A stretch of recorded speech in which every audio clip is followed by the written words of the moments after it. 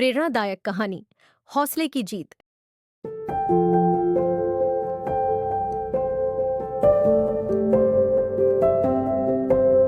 एक बार एक गांव में एक किसान रहता था जिसका नाम रामू था। रामू की उम्र 50 साल के करीब थी, लेकिन उसका हौसला और जोश किसी युवा से कम नहीं था।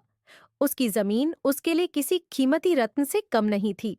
साल दर साल वह मेहनत से खेती करता, फसल उगाता और अपने परिवार का पेट भरता। उसकी पत्नी सीमा और दो बच्चे राधा और मोहन भी खेती में उसका हाथ बंटाते थे। परिवार के सभी सदस्य एकजुट होकर काम करते थे और अपने छोटे से खेत को एक हरे भरे स्वर्ग में बदल देते थे। एक साल मानसून खराब रहा, बारिश कम हुई और सूखा पड़ गया। खेतों में पानी की कमी के कारण फसल सूखने लगी।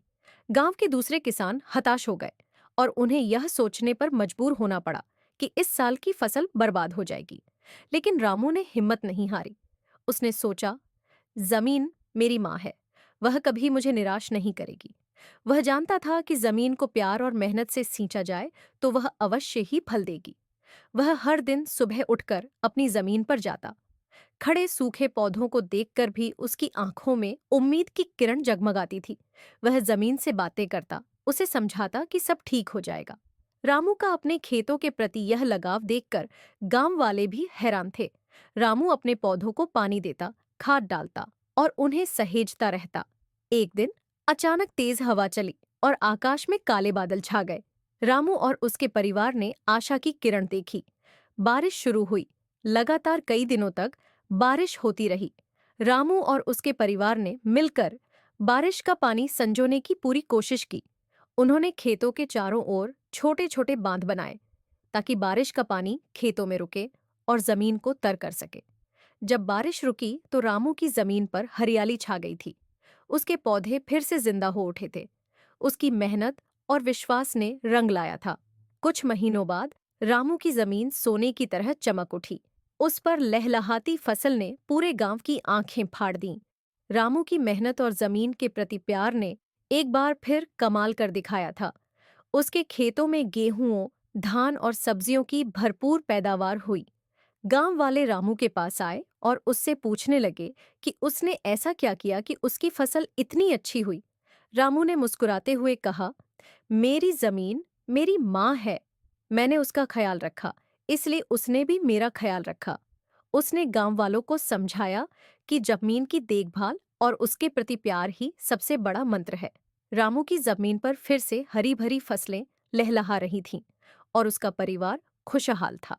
गांव वालों ने भी रामू की राह पर चलना शुरू कर दिया।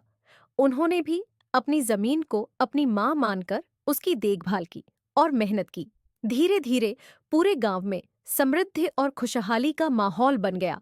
कहानी से सीख, जमीन से प्यार करने और मेहनत करने से ही सफलता मिल सकती है।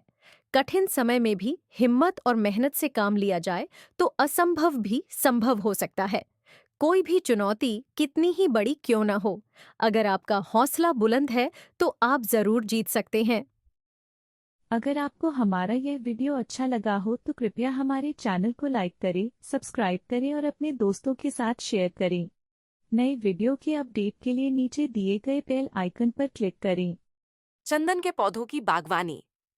आपको चंदन के पौधे की बागवानी करनी है, जो आपको चंदन की खेती करने के बारे से लेकर उसको बेचने तक सारी जानकारी दे सके और आपको हर जगह मदद करता रहे।